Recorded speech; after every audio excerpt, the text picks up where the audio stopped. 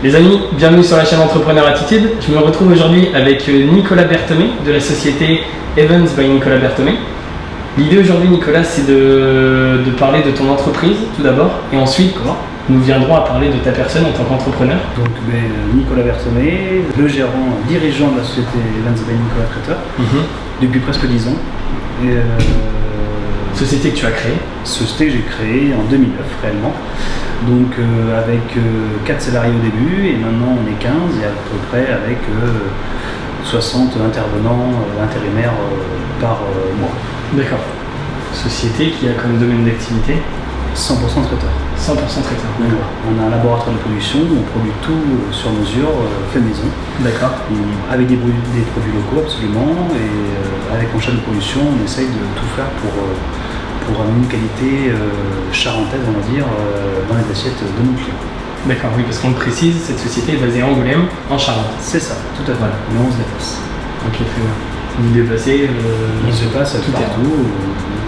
En ce moment, le plus loin, on va dire, on a fait Paris. On a eu la chance d'aller à l'hôtel de ville de Paris, donc c'était plutôt intéressant. Arcachon, Bordeaux, Limoges, La Rochelle, Poitiers.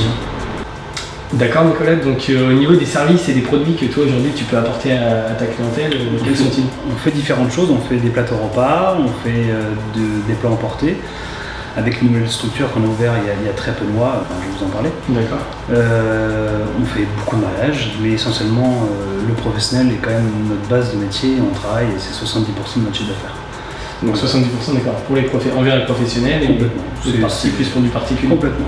Tout à fait. Et particulier principalement du mariage? Particulier principalement du mariage, on est à peu près à une cinquantaine de mariages par an en ce moment. D'accord, ok. Donc qui est une grosse activité de nous saisonnière. Et après on travaille vraiment la semaine purement avec des professionnels. D'accord, ok. Pour continuer à parler de tes sociétés, je dis tes sociétés parce qu'aujourd'hui tu as développé plusieurs activités. En fait j'ai 3 structures, ça appartient à un groupe qui s'appelle groupe Brigade & Co. Et sous ces groupes-là, il y a la structure qui est la maison mère, qui est Evans by Nicolas Traiteur. Après il y a une autre marque de traiteur qui s'appelle Toc & Compagnie, où là on est plutôt dans du traiteur, on va dire, plus abordable.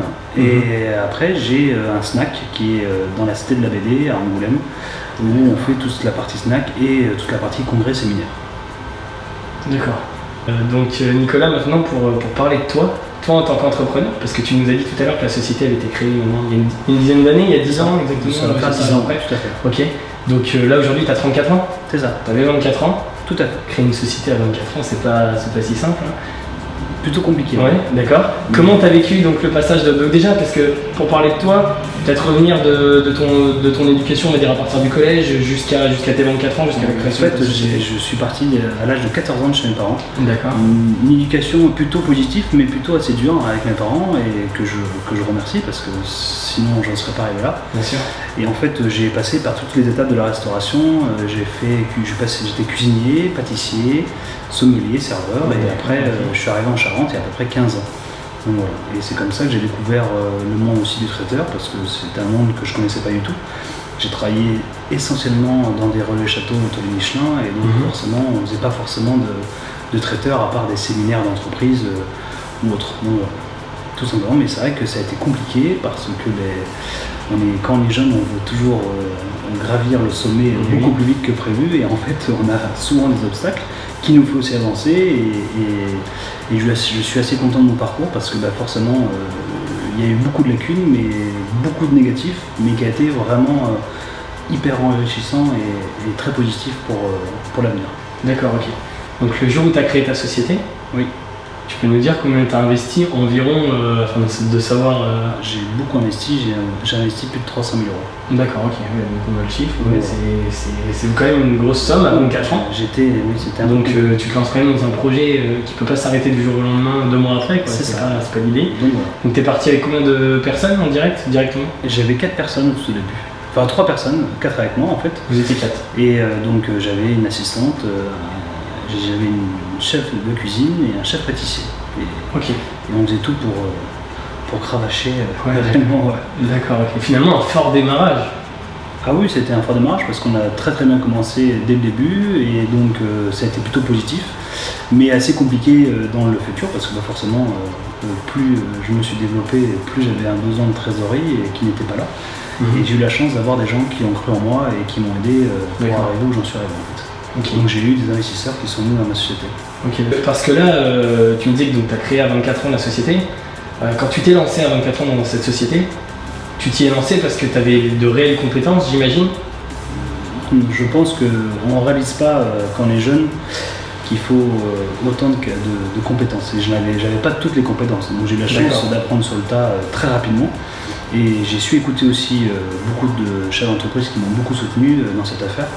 Et en fait, oui, j'ai appris quand même beaucoup sur le tas, surtout côté gestion. D'accord. Là, tu me parles surtout de la partie entrepreneuriale, quoi. Complètement. Complètement. Ah ouais, t'étais pas préparé à ça forcément du tout. Du tout. Je savais. Donc ça revient à ce que tu disais juste avant, qu'il faut savoir se faire entourer de bonnes personnes. Complètement. Pour avancer. C'est ça. Tout à fait. Bien souvent, c'est vrai que c'est finalement le retour que j'ai dans des interviews et finalement. C'est très important de se finir par croire que c'est vrai. Non, mais c'est vrai, clairement, c'est vrai.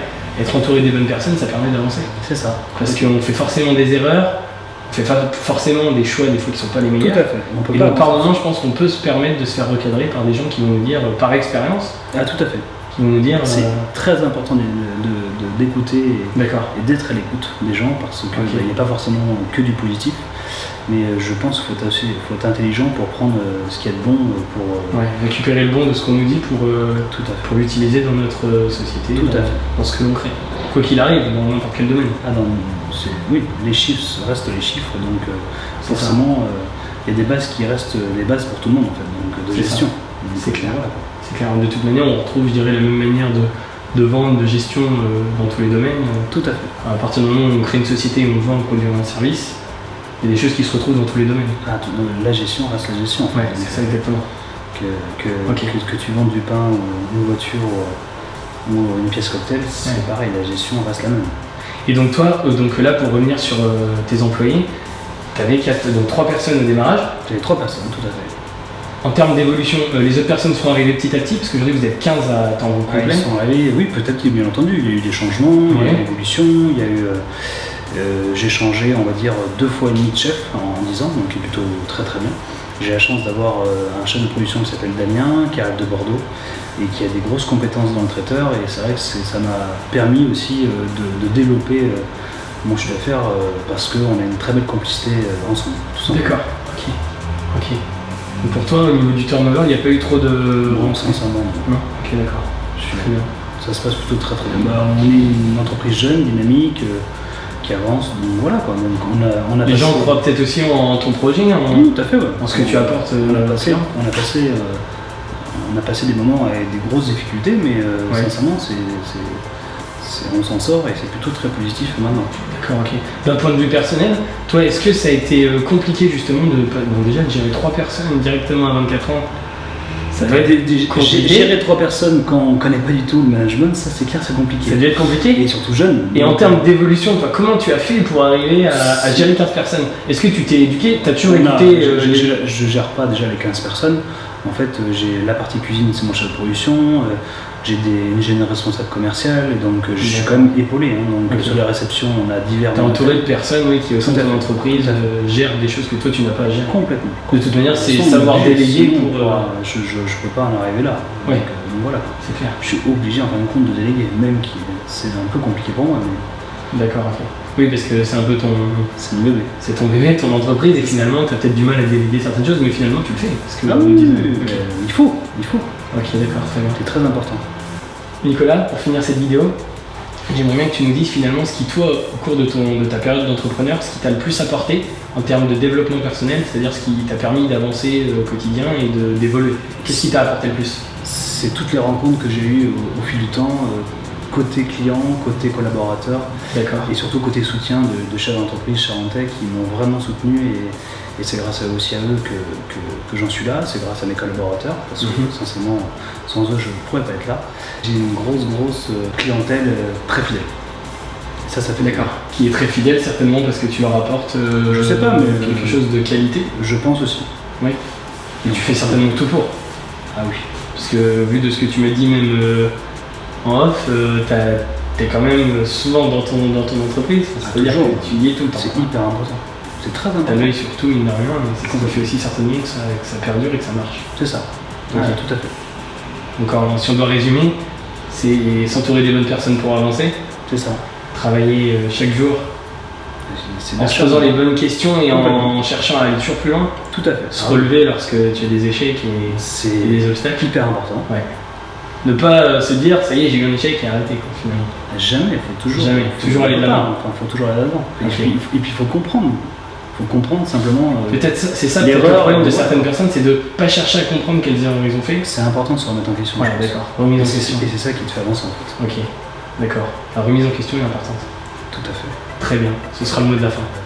Les amis, cette vidéo est maintenant terminée. Que vous soyez entrepreneur, indépendant ou simplement attiré par le monde de l'entrepreneuriat, n'hésitez pas à liker cette vidéo, à vous abonner pour soutenir la chaîne. À bientôt.